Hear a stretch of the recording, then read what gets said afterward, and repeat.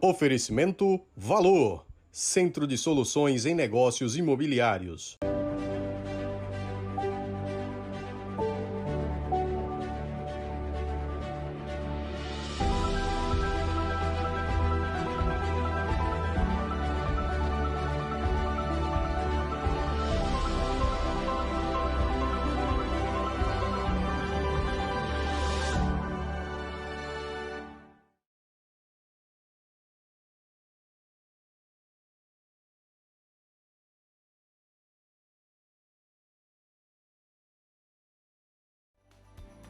Comércio, nossa missão: promover as categorias representadas, sindicatos e empresas do setor terciário, melhores condições para gerar resultados positivos e contribuir para o desenvolvimento do Estado. Sejam todos bem-vindos a mais uma edição do programa Na Berlinda. Eu sou Nubem Bonfim e hoje o nosso companheiro e anfitrião, o jornalista Wilker Lima, não vai poder participar porque está se recuperando de um leve resfriado. O nosso convidado de hoje é o professor Emanuel Franco Filho. Ele é agrônomo, se formou aos 22 anos, foi ensinar na Universidade Federal da Bahia, fez pós-graduação no Chile, mestrado nos Estados Unidos, cursou também lá no México e agora está concorrendo ao governo de Sergipe. Seja bem-vindo, professor. Eu quero lhe dizer que o senhor não está obrigado a responder todas as perguntas. O senhor pode permanecer calado, caso alguma pergunta deixe o senhor desconfortável para responder. Mas quero lhe dizer que nós vamos insistir em perguntá-lo. Tudo bem? Boa tarde, parabéns, e a transparência faz parte da minha vida. Estou aqui para responder qualquer tipo de pergunta. Certo. Por que entrar na vida pública como político? Eu fui convidado pelo segmento da sociedade, principalmente do ativismo de direita. Então, em 2018, quando Bolsonaro era pré-candidato, eu participava apoiando a ideia que ele fosse presidente da República. Junto aos movimentos, entrei no grupo liderado por Carlos Assunção, que era o movimento de Bolsonaro, hoje tido como 22. E daí foi me envolvendo com Valdiviana, acompanhei Peter e foi acompanhando as pessoas. Minha esposa também era apaixonada por Bolsonaro e com isso nós fomos levando. E ficava como figurante. E daí eu fui também, como eu sou da área empresarial, viajando pelo Nordeste, via como o Sergipe estava empobrecendo. E esse empobrecimento era, claro, pelas rodovias, era um sinal, pelas vendas da nossa empresa. Isso fez com que eu ficasse, mas eu não pensava em entrar na vida política. Aí eu fui conclamado por segmentos dos grupos de direita. Sim. Hoje já é um segmento forte da sociedade que apoia. Diz, Emanuel, vai em frente.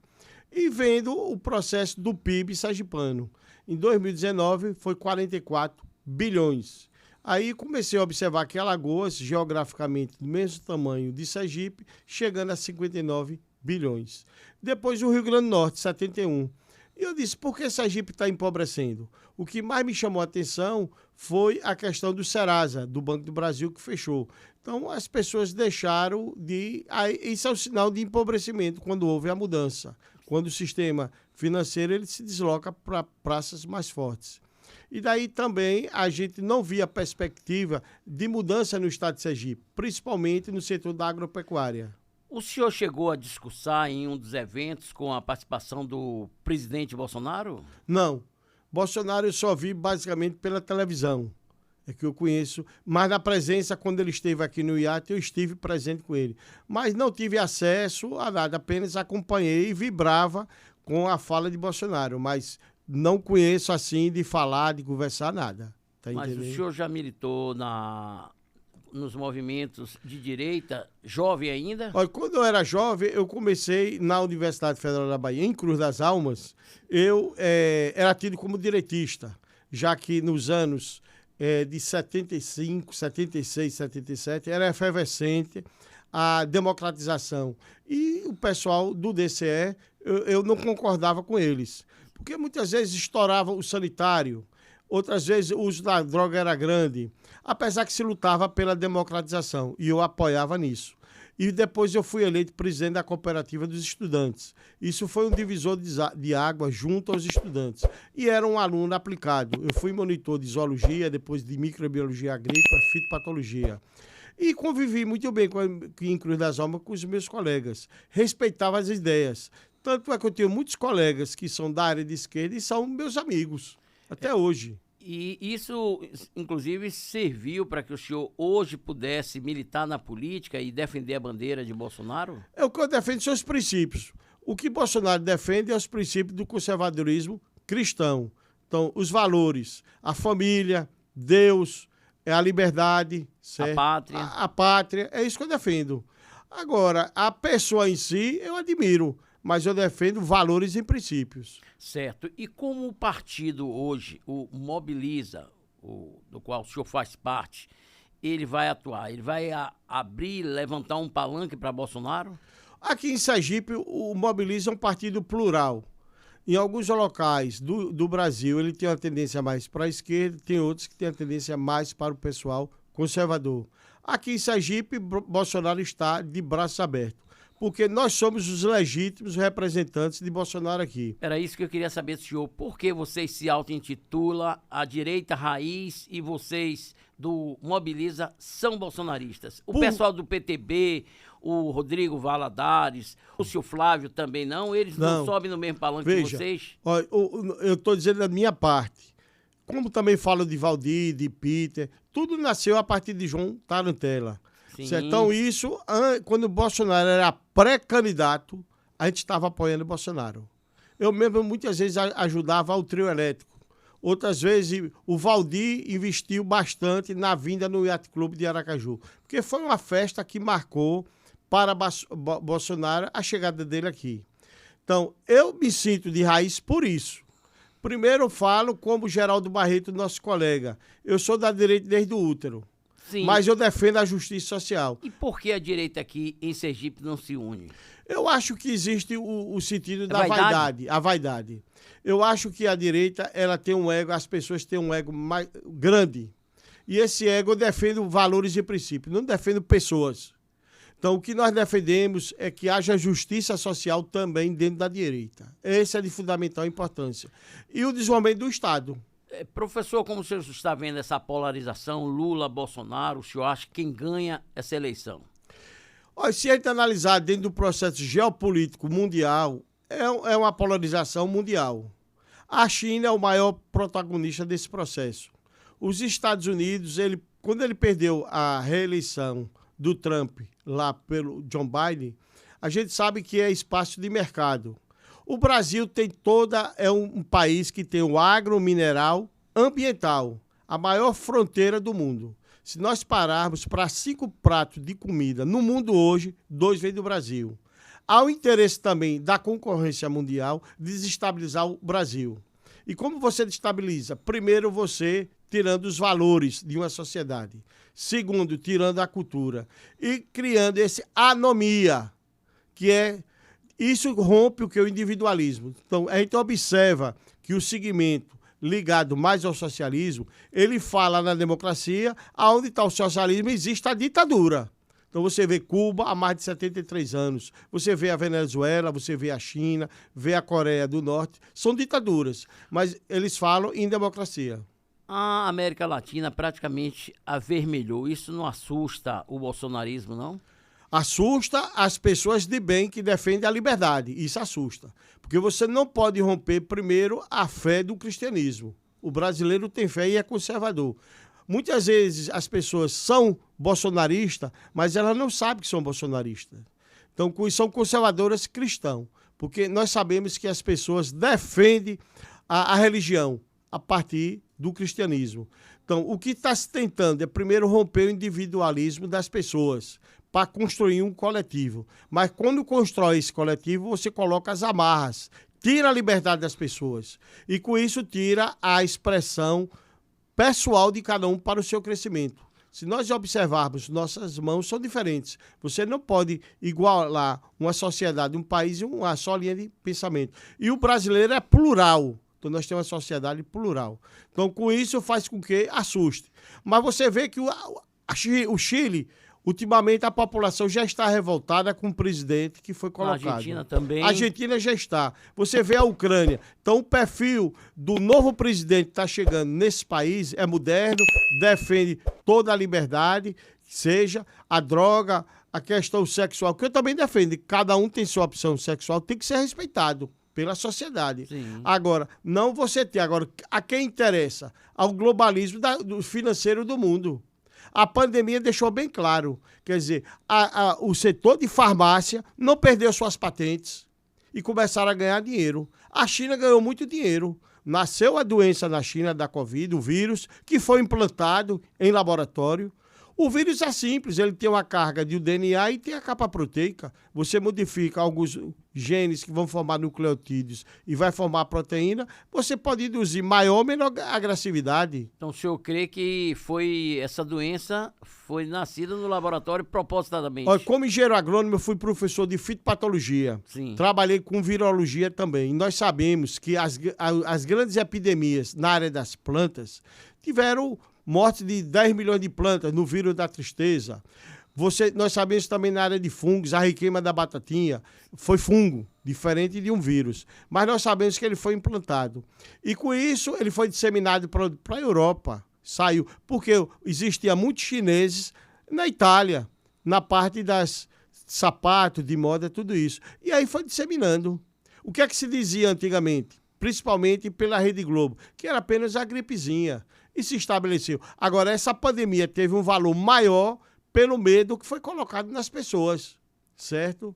Então, se você pegar do ponto de vista epidemiológico, a taxa de mortalidade que aconteceu, epidemiologicamente, ela foi baixa. O vírus foi pouco agressivo e virulento. Agora, você pegar uma população 24 horas colocando o medo, a politização, tudo. Agora, quem foi que ganhou dinheiro com isso? Os países que pararam. Você vê que o Brasil, com o lockdown, o governo Bolsonaro disse, vamos começar a trabalhar. Agora você vê os 9 governadores no Nordeste quiseram também, não contribuíram contra isso, politizaram.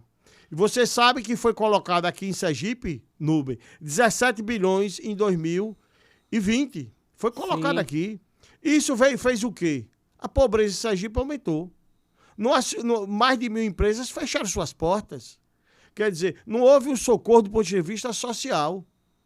E tomaram mais empréstimo. Hoje o Sergipe recebeu, na época de João Alves, 1 bilhão e pouco no caixa da Secretaria da Fazenda. Ele deixou o estado superavitário. Sim, exatamente. Todo mundo sabe. E hoje tem uma dívida de quase 11 bilhões. Isso se deve a quê? Falta de capacidade de gestão? Eu acho que não foi gestão, foi porque colocou pessoas que não têm experiência na gestão. Aí, gestores que vieram para resolver, mas se tornaram gastadores. O Estado é caro, porque você tem que manter na política uma elite, queira ou não queira, que todos estão, 60% da população de Sergipe está dentro do Estado ou do município. Isso, essa acomodação. Então, hoje, o empresário paga uma carga tributária muito grande. Eu tenho uma fábrica em São Cristóvão, estou pagando taxa de ruído. Então, você que trabalha aqui, Ricardo Sá trabalha com o som, vai ter que pagar essa taxa de ruído, certo? O que precisa no Estado, Nubem Bonfim, é ter ambiente de negócio, atrair que as empresas venham para cá. E nós somos um Estado riquíssimo. Sergipe é um Estado rico. Pronto. O senhor quer ser governador de Sergipe para mudar o quê? Eu quero ser governador de Sergipe, primeiro, para corrigir a injustiça social. Por que essa injustiça social? Porque você não faz o Estado crescer e não gera oportunidade de trabalho. Então, o que me chama é o seguinte, eu sou do setor da engenharia agronômica. Nós temos um segmento aqui do semiárido sergipano, praticamente ele é inviável. Tirando a região Nossa Senhora da Glória e Santa Rosa do Hermínio, precisa de água. A gente precisa dar uma estabilidade hídrica. Então, o canal Xingó é de suma importância para Sergipe, porque nós estamos passando pelo cordão da reforma agrária, que é em Canidé, Poço Redondo e chegando também a Glória. Então, se você coloca o canal Xingó passando por áreas que já são definidas do ponto de vista pedológico do solo, vou dar um exemplo, o assentamento Manuel Diniz Cruz. De 4 mil hectares que foi desapropriado em 97, mais ou menos, você tem 2.200 hectares para irrigação. Porque quando você fortalece o campo, você gera consumo, gera uma renda per capita maior. Então, a questão do DESO. O canal Xingó está atrelado ao DESO. O DESO ele não faz bem à sociedade, porque ele é um cabide de emprego para pessoas que muitas vezes não tiveram sucesso na política, ficam lá. O senhor defende a privatização da Companhia de Saneamento de Sergipe?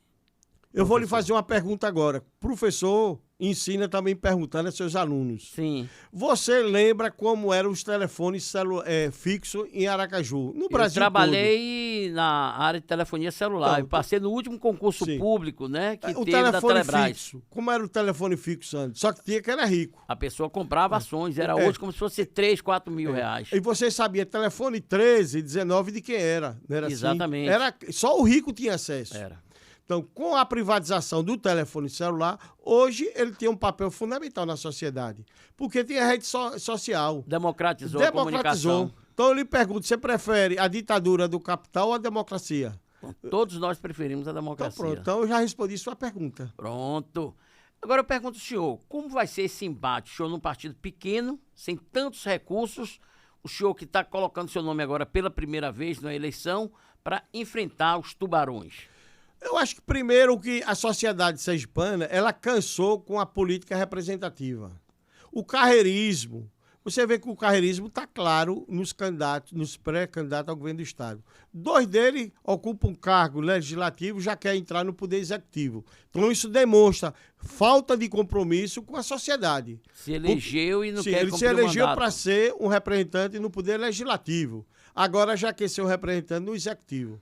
Então, esse modelo que está aí desse agrupamento é que levou o Estado a essa falência, ao endividamento. Então, Sergipe teve o superávit de 1 bilhão do governo João Alves, agora tem um déficit de 11 bilhões. O senador Alessandro Vieira, que será um dos seus concorrentes, né, ele disse que o Estado, como se fosse um corpo, e teria 2 cabeças, uma representada por Rogério Carvalho, do PT, e a outra por Fábio Mitidieri, que eles são do mesmo agrupamento, era como se fosse a cobra de 2 cabeças. O senhor pensa assim também? Olha, na política nordestina e sergipana, a família volta desunida para chegar ao poder. Então, são 2 candidatos que se colocam, aparentemente, que eles estão rompidos politicamente, mas para tentar pegar uma maior quantidade de pessoas inconscientes. E eles têm um favor que eu não tenho, é a arma do poder econômico. Eu sou um professor e um pequeno empresário e o nosso grupo é pequeno. Agora, nós temos que conscientizar as pessoas.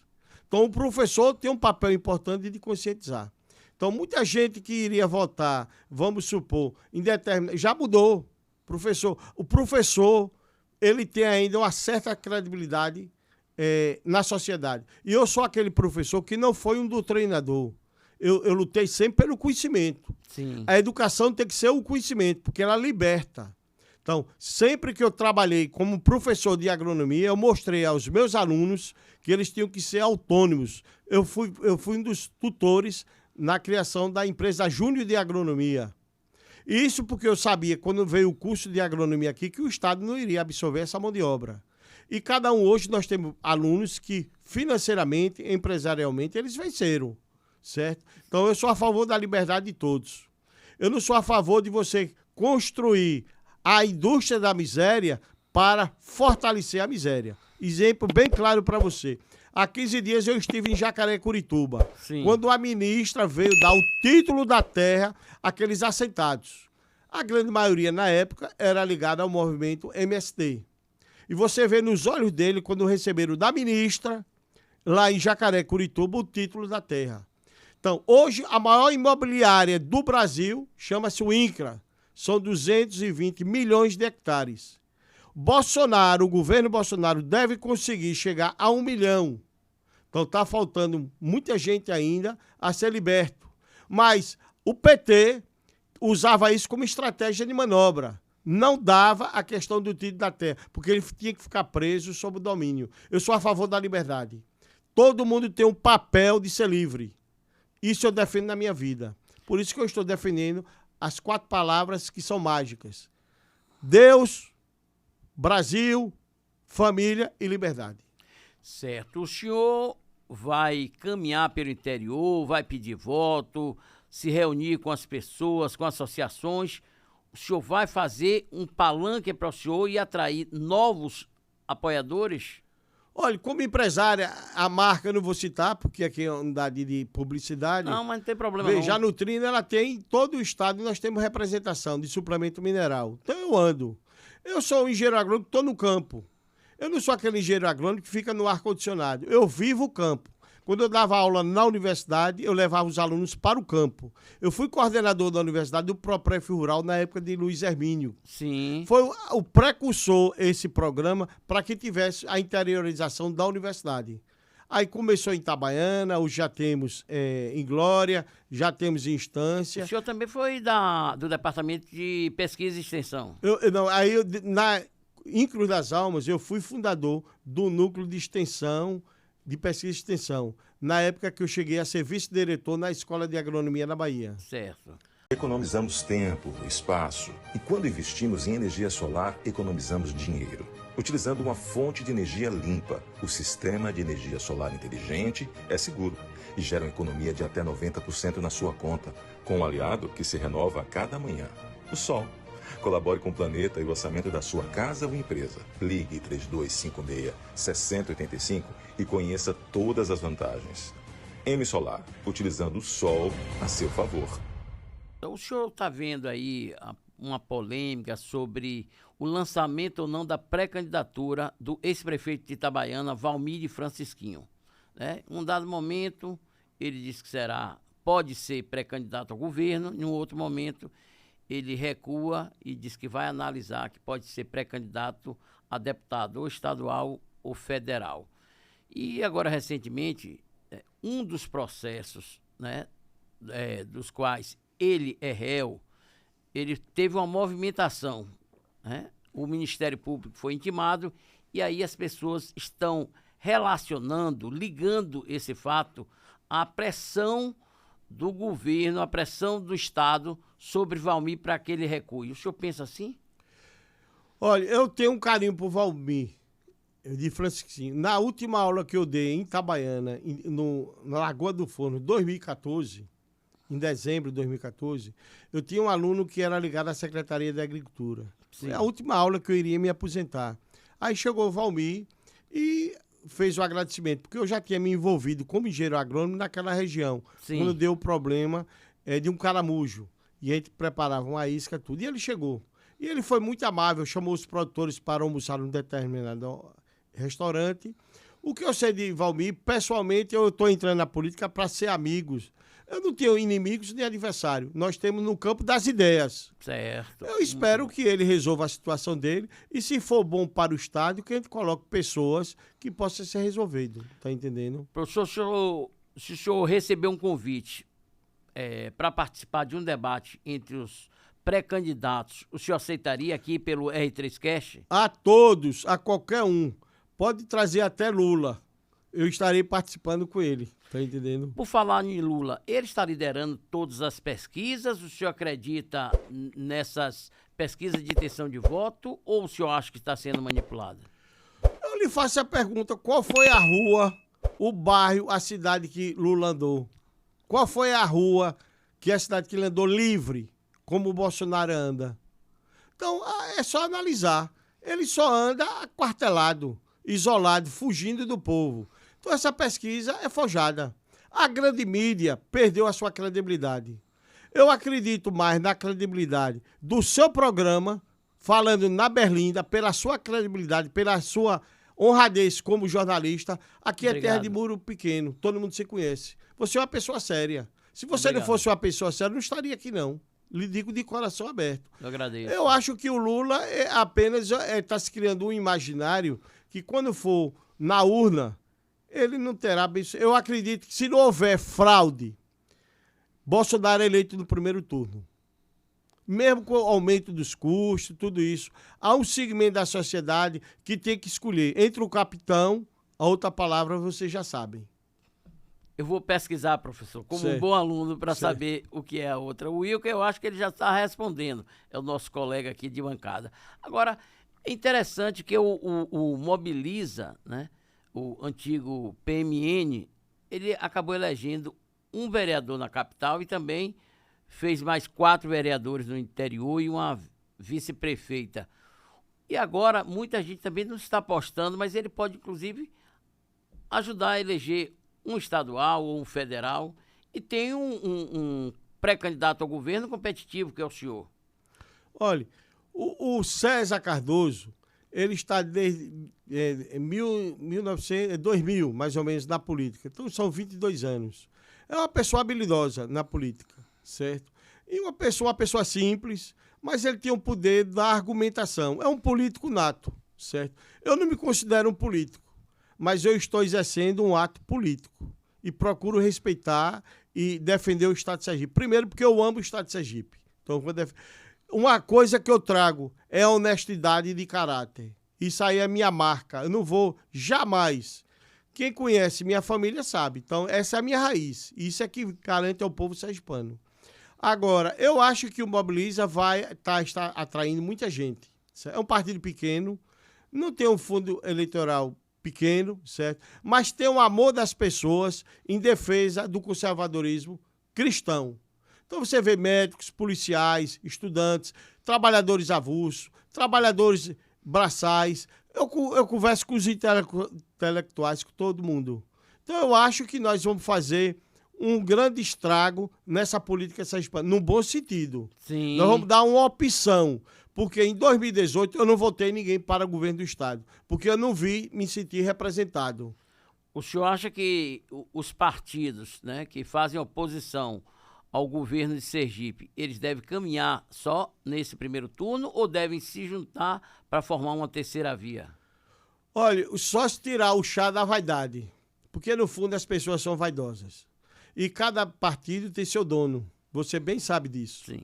Aí os agrupamentos, cada um acha melhor do que o outro. Eu digo a todos, é no campo das ideias. Então, o que nós precisamos é essa união. Mas é difícil em Sergipe. Eu estou sentindo que é difícil. Porque cada um defende o seu ponto de vista, os seus interesses. Eu estou defendendo o estádio de Sergipe. Eu já tenho 65 anos, tenho minha vida de classe média estabelecida, minha esposa também é professora universitária, minhas filhas, cada um são autônomas nas suas profissões, então eu não preciso me usufruir de nada da política, certo? Nada do governo do Estado. Eu estou colocando meu nome à disposição, porque foi escolhido pela parte da população. A todo momento eu vejo o pessoal dizer, eu gostei, que você... Então é isso. Eu não tenho chefe político, nada me determinando o que eu faça. Pronto, isso é bom, né? Independência. Né? Professor, o movimento de direita aqui em Sergipe se deve também ao empresário saudoso Tarantella? Deve. Eu acho que Tarantella, o que faltou a ele foi a cultura de entender a política. Porque muitas vezes ele era teimoso, certo? E a gente tem que saber, a política é a arte de você manter os interesses, mas os interesses da honestidade.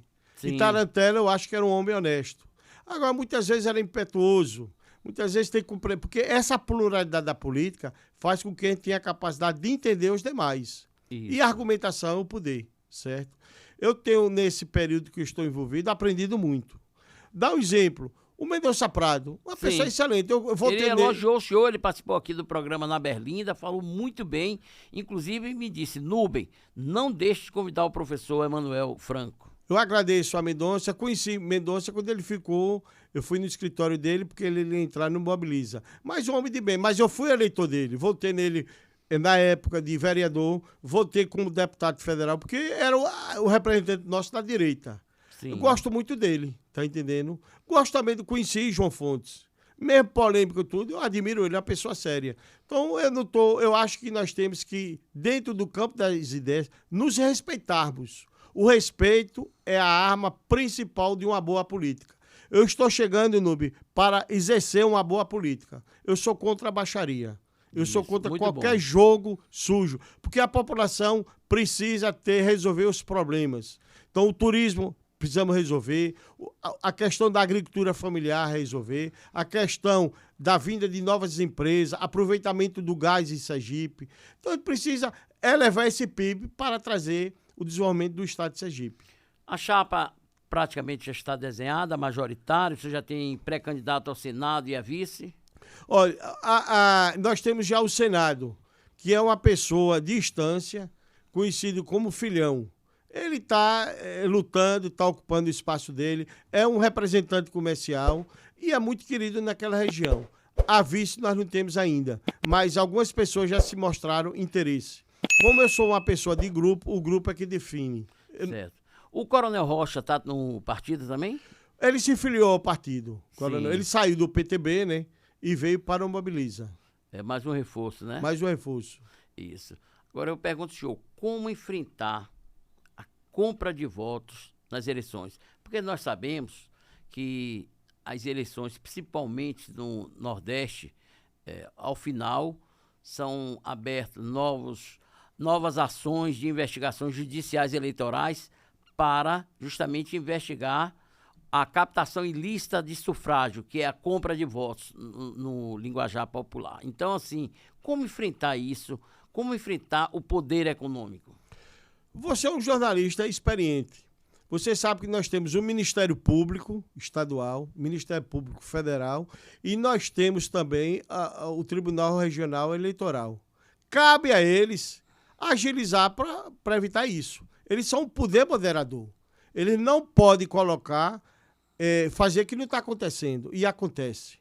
Olha, eu estava aqui um dia desse, eu não vou dizer numa emissora, eu fui entrando, mas foi anunciado que o professor Emanuel iria dar uma entrevista como pré-candidato ao governo do Estado. Quando eu fui chegando, aí tive um rapaz, olha, eu sou de uma associação tal, eu tenho tantos votos, coisa e tal. Eu digo, é você que deve entrar para dar essa entrevista, porque você já está eleito, tem tanto voto. Aí você vê que as pessoas, num momento importante, que é o exercício da cidadania, quer ganhar 50, 100 reais, é isso tudo. Então, eu vou lutar pela consciência. As pessoas que estão no nosso grupo estão conscientizadas, mas eu sei que é difícil. Mas como também o cidadão sergipano sofre numa fila do hospital, sofre no ônibus de transporte, no desemprego, na fome, na miséria e a falta de esperança que hoje a população... São 17% da população desempregada. Cabe a cada um ter a sua escolha. É o livre-arbítrio. Sim. Agora, cabe também ao Ministério Público e ao Tribunal Regional, que já sabe dessas denúncias, você está comprovando, você está referendando isso tudo. Esse é o papel do Estado. O voto é bem parecido com a área do senhor na economia. A semeadura é livre, né? É livre. Mas a colheita é obrigatória. É obrigatória. Então, não é isso? Você vai votar no mal político, você vai colher péssimos resultados. E já tem experiência disso. Não é isso? Eu vim para resolver. Será que resolveu? Então, essa é a pergunta. Apesar que respeito muito o Belivaldo. Uma coisa é a pessoa dele, estou falando do ponto de vista político. Ele eu respeito, não conheço pessoalmente, mas como todo mundo sabe quem é quem nesse estado, mas veio para resolver. Esse foi o discurso. O senhor estava falando muito em liberdade, e aí a gente fala sobre o projeto de lei 2630, né? De autoria do senador Alessandro Vieira, que quer controlar as redes sociais, na verdade, né? Como se fosse colocar um tribunal da verdade, e foi rejeitado na Câmara a sua tramitação em regime de urgência. Como é que o senhor vê essa vitória da democracia? Veja, nós tomamos conhecimento que 5 deputados federais foram favoráveis a colocar a mordaça. 5 do estado de Sergipe. Como é que um representante eleito pelo povo, que é para defender o povo, ele quer colocar a mordaça? Em uma rede social, tem seus fake news, mas ali também, 90% ela está falando a verdade. A grande imprensa também produz fake news. Exatamente. Quer dizer, eu sou contra. E principalmente um delegado. Ele foi eleito como exemplo de esperança do povo sergipano. O senhor vê como eleitor sergipano que ele traiu o que ele pregou durante a campanha? Olha, porque muita gente votou nele achando que ele seria um bolsonarista. Eu fui um cabo eleitoral, não conhecia, mas eu fui um cabo eleitoral dele. Eu, pessoalmente, e muitos amigos da área empresarial, como na área de professores. Minha esposa só falava em 24 horas de Alexandre Vieira. Tu citar o nome dele porque é público. Pode citar, certo? Sem problema nenhum. Agora, hoje, a resposta vai ser dada na urna, se o povo está satisfeito ou não. Eu estou colocando meu nome à disposição. Cabe às pessoas aceitarem ou não, eu respeito. Espero que ganhe o que seja melhor para o estado de Sergipe. Agora, peço ao sergipano que reflita. Está tendo a oportunidade de ter uma pessoa de bem para representar. Então, fiscalize minha vida, veja como é minha família, como é meus negócios, tudo, certo? E pegue referência. Então, isso é tá aí, importante. é importante. Isso é importante. O presidente Bolsonaro virá aqui para ajudar o senhor ou a um outro candidato da direita? Olha, eu tenho pessoas ligadas diretamente a Bolsonaro. Eu tenho um colega que foi estudando no Salesiano e é ligado diretamente a Bolsonaro. A informação que no momento oportuno, Bolsonaro vem. Bolsonaro está deixando que a ambiguidade política de Sergipe ela fique mais transparente, mais nítida. Eu tenho certeza que Bolsonaro vem. Essa certeza eu tenho. Porque essas pessoas foram pessoas que estiveram com Bolsonaro. Se comunicam com o Bolsonaro e com os filhos de Bolsonaro. Então, eu estou tranquilo com relação a isso. Eu não preciso te mostrar foto de Bolsonaro ao meu lado. Eu não preciso nada, mas o que eu sei é que as pessoas sabem que eu estou em sintonia. Essa semana, uma bolsonarista de Sete Costado ligou para mim para me questionar. Eu digo, pode questionar, é o direito seu como cidadã. Então, e ela disse, agora eu estou satisfeito. E já começou a divulgar. O maior cabo eleitoral que eu adquiri esta semana foi essa senhora. É por aí que o senhor pensa em conquistar os corações dos sergipanos, porque aqui, o senhor sabe, né? A legislação não permite que se peça voto nesse período, nem que se faça referência ao número do pré-candidato do partido. Mas o senhor pensa em conquistar o imaginário coletivo, convencendo cada sergipano? Olha, falar a verdade e falar com o coração, as pessoas estão sentindo isso. Depois que eu tive numa emissora de televisão aqui, mudou substancialmente. Porque antes só tinha. E Sergipe tem algo interessante. A mídia, ela também tranca, certo? Sim. Você abriu um espaço muito importante para mim. Mas a televisão abriu um espaço também maior. Democratizou, isso, certo? Então, mudou o comportamento. Então, as pessoas estão vendo que eu estou falando a verdade. Não tenho interesse de enganar ninguém. Como eu também tenho uma visão do ponto de vista da espiritualidade, eu estou dando minha contribuição.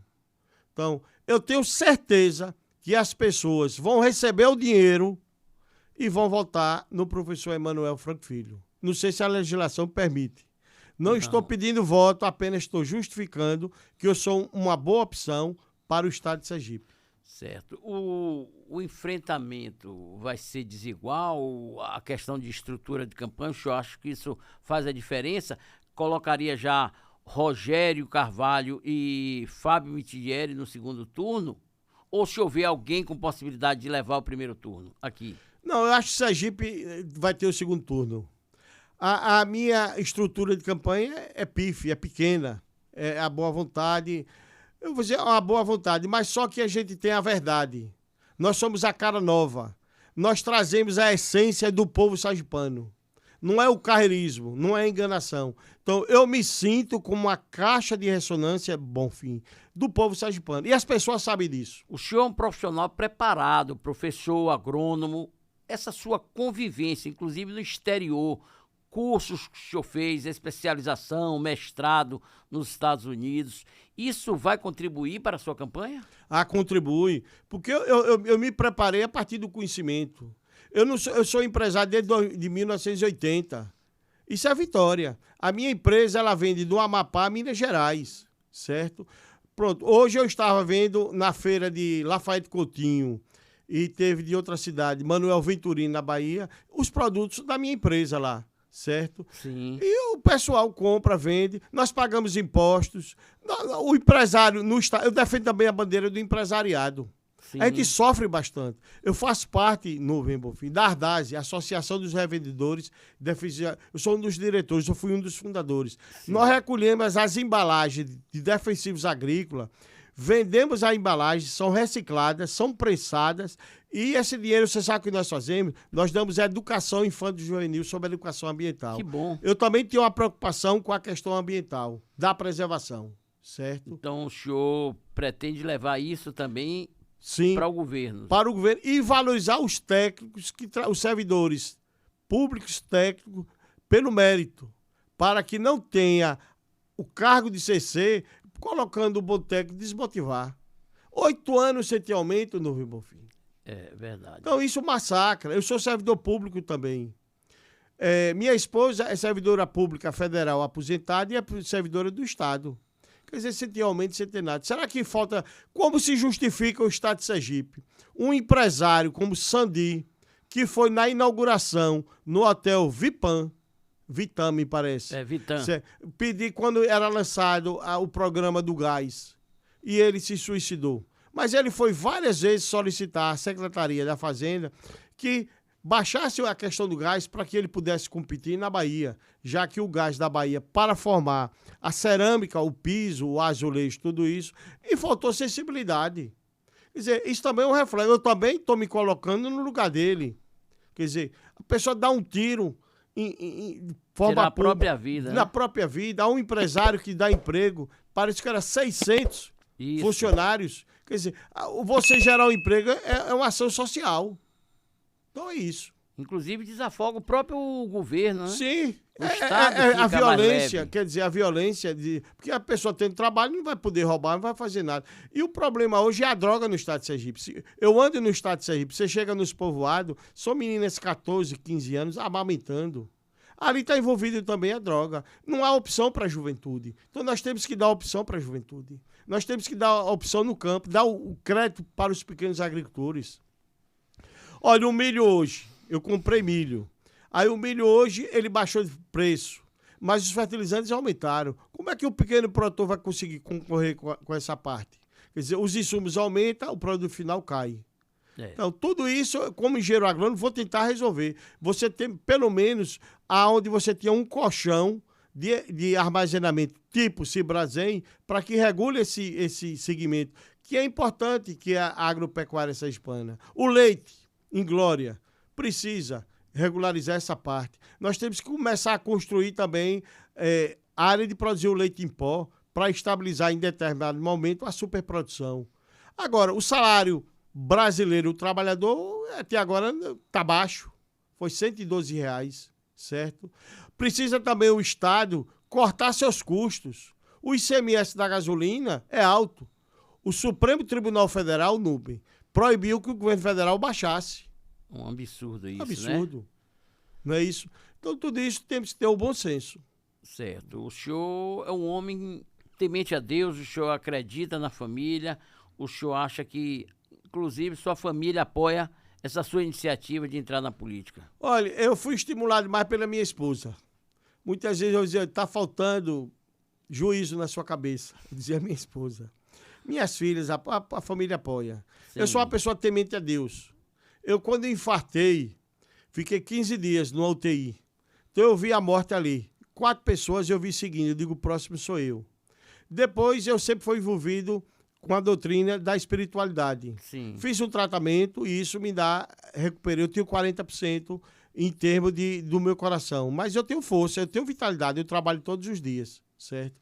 Porque nós somos, eu vou falar agora numa linguagem mais espírita, nós somos espíritos encarnados. Sim. Em um corpo.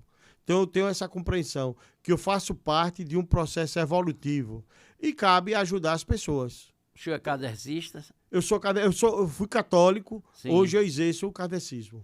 Então, vamos lá agora para o quadro Pinga Fogo.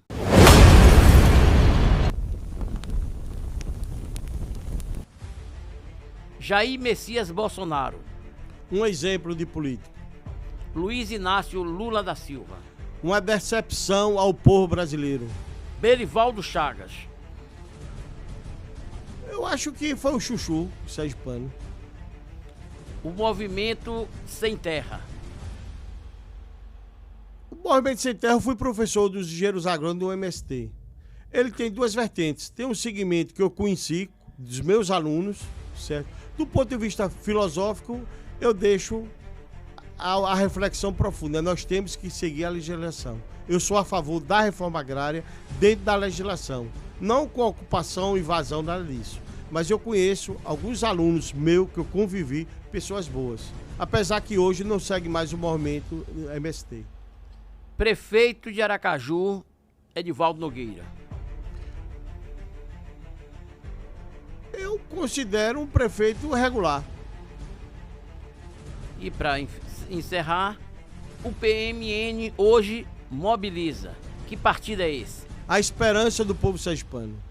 Professor, muito obrigado. Fique à vontade para suas considerações finais. Primeiro, agradecer a você pela oportunidade, agradecer ao povo sergipano que ouviu e agradecer a Deus. Aí eu entrego a Deus, se caso eu seja eleito, eu garanto ao povo sergipano que eu vou procurar fazer o máximo para representar. Não estou aqui como charlatão, nem enganando, eu estou falando a verdade. Bom, e agora sim, nós vamos encerrando aqui no programa Na Berlinda. Professor, muito obrigado. E na próxima semana nós estaremos de volta com mais uma edição desse programa que traz tudo para você ficar muito bem informado. Um abraço a todos e nos sigam tanto no canal R3Cast no YouTube, como também no Instagram e nas nossas redes sociais. Tchau!